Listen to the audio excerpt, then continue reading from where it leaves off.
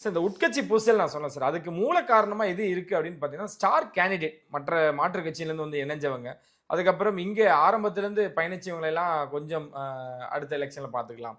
இல்ல அந்த ஒரு தாமதமோ எதா இருந்தாலும் ஸ்டார் கேண்டிடேட் இருக்கக்கூடிய இடங்கள்லாம் அங்க இருக்கக்கூடிய மாவட்ட செயலாளருக்கு வாய்ப்பு வழங்காதது. இதெல்லாமே வந்து ஒரு உட்கட்சி பூசலா பார்க்கலாமோ? இல்ல அது உண்மைதான் சார். ஆக்சுவலா 2 விஷயங்கள் வந்து நம்ம பார்க்கணும்.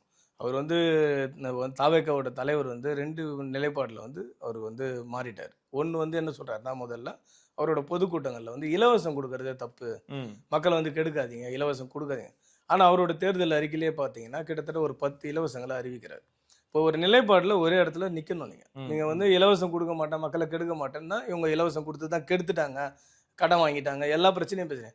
ஆனா உங்களோட தேர்தல் அறிக்கைன்னு வரும்போது பார்த்தீங்கன்னா, அந்த ஓட்டு வங்கிக்காக இலவசங்கள் கொடுக்கணுன்ற. அதே மாதிரி பார்த்தீங்கன்னா, உள்கட்சி பூசல் வரதுக்கு முக்கிய காரணம் பார்த்தோம்னா, எனக்கு வந்து 30 வருஷமா வந்து என்னோட ரசிகர்களா இருந்து எனக்கு வந்து போஸ்டர் ஓட்டுனவங்களுக்கு நான் பதவி கொடுப்பேன். என்னோட தொண்டர்களா இருக்கும். இன்னைக்கு வந்து பார்த்தீங்கன்னா, என்ன கட்சி ஆரம்பிச்சாங்க. கட்சி பேர் அண்ணன்னு சொன்னாங்க. அதுக்கப்புறம் மாற்று கட்சிகள்ல அங்க வந்து 10 வருஷம் 20 வருஷத்துக்கு முன்னாடி எம்எல்ஏ எம்பியா இருந்தவங்களெல்லாம் உள்ள சேர்த்து நீ அவரோட கூட்டத்தெல்லாம் பாருங்க. முதல் வரிசையில 2வது வரிசையில 3வது வரிசையில நிற்கக்கூடிய எல்லாருமே வந்து மாற்று கட்சியில வந்து பெரிய பெரிய ஆளு. ஸோ அவங்க என்னன்னா பணத்தாலையும் பதவியாலும் பலத்துல இருந்தவங்கள அப்போ உங்களோட தொண்டர்கள் என்ன பண்ணீங்க, ஒதுக்கிட்டீங்க. ஸோ அப்போ உங்க தொண்டர்கள் 234 தொகுதியிலுமே ஏன் உங்க தொண்டர்களை தேர்ந்தெடுத்திருக்கலாமே?